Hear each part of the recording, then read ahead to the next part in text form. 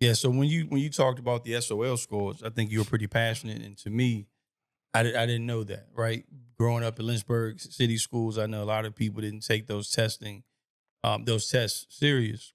So could you talk about the correlation between that statistic that you threw out there, amongst the African American kids and their scores versus what you're seeing and what we see on the news and in the streets? Right. And this is real statistics.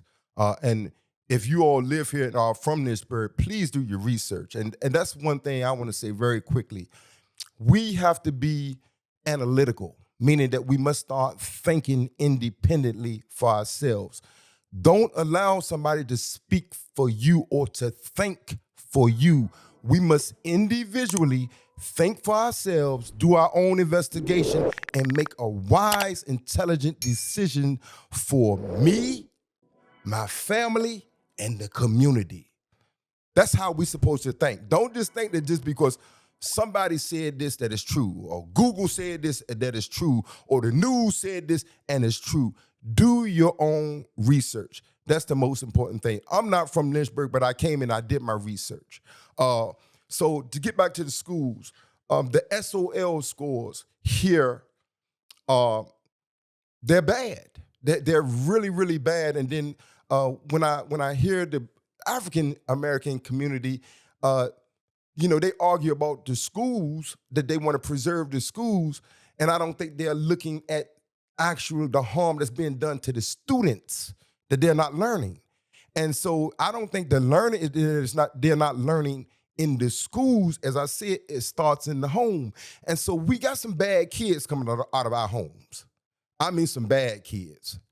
And so you can just imagine that some of these school teachers who are not trained in conflict resolution or how to deal with some of these bad kids that we are making at home and sending to them that are unteachable. I was one of them.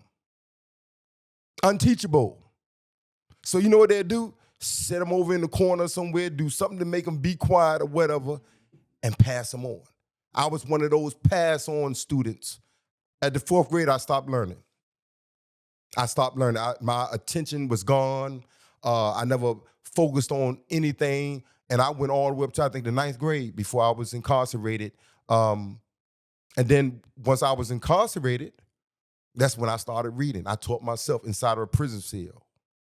So education is very important. To be able to read, in order to comprehend, you must be able to read. So therefore, we have deaf, dumb, and blind. Somebody can tell us anything that mislead us.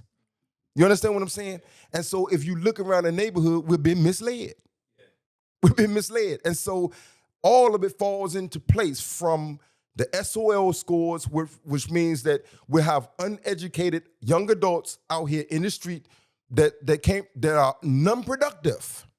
So they become criminals. Their way to live, to take care of themselves, is through what? Crime, not just violence, but crime. And so that's normally what? The drug trade, right?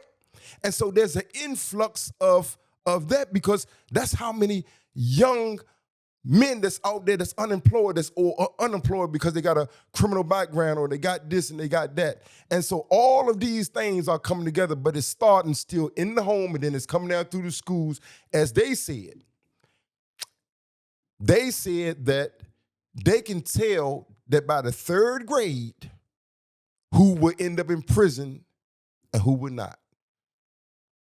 Did you know that? They do statistics. They said that by the 3rd grade, they call it the prison, from school to prison pipeline, something like that. So in the 3rd grade, they said after they test these kids, they can pretty much tell in the 3rd grade where your brain development is, whether or not you're going to end up in prison. So what's some of that criteria for that? The criteria for what? For the school to prison pipeline. Well, basically, I guess the scoring, the way they got the scoring system set up or whatever, they can pretty much predict. I mean, think about it now. If you can't read, you can't comprehend nothing, how are you going to be productive? It's easy to say that this person is going to end up an alcoholic, on drugs, or in the crime. He's already in poverty. So it's easy to make that prediction. That's just like when a man gets out of prison, he's released from prison. he is energized and he wants to come out here and make, man, I'm ready to go out to go to work and I'm going to do this. I'm going to do the right thing. And then come out here and see that everybody shut the doors on them. Even your pastors. Pastors now act like they don't even want an ex-offender to come around their church. You know?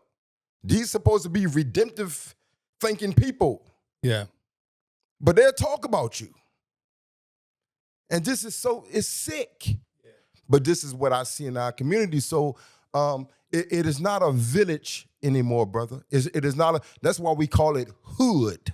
Because everybody is on their own. And so until we be able to bring the neighbor back into the hood, we're going to continue to degenerate. And so we need to start rebuilding our community. We need to start breaking down these cycles. And my reason for coming today to speak is just to put some truth out there so hopefully I can touch somebody's brain cells to make them start thinking. And again, what I meant by the word milquetoast, basically, I did say a cow, but it's really just the proper definition is somebody who is weak-minded, kind of timid, soft type of person, not a man that's talking to somebody and with an authority type, not disrespectful, but you know what I'm saying, with some leadership skills and say, hey, this is what we're going to do and this is how we're going to get it done, and that's the way that it is. You know what I'm saying? So we're dealing with the milquetoast, I call it like tap dance type, back scratching type person, and they not speaking for themselves, they speaking for somebody else and bringing it to our community.